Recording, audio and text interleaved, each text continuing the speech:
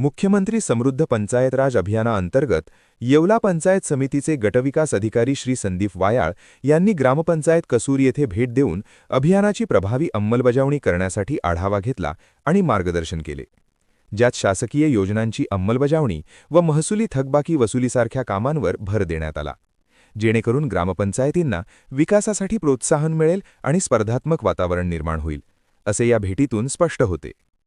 अभियानाचे उद्दिष्ट: ग्रामपंचायतींची कार्यक्षमता वाढवणे, शासकीय योजनांची प्रभावी अंमलबजावणी करणे आणि महसुलात वाढ करणे. जिल्हा परिषद, पंचायत समिती आणि ग्रामपंचायतींना त्यांच्या कामगिरीनुसार प्रोत्साहन देऊन विकासासाठी प्रोत्साहित करणे. गटविकास अधिकाऱ्यांची भूमिका: अभियानाअंतर्गत ग्रामपंचायतींच्या कामांचा आढावा घेणे, समस्या समजून घेणे आणि आवश्यक मार्गदर्शन पुरवणे.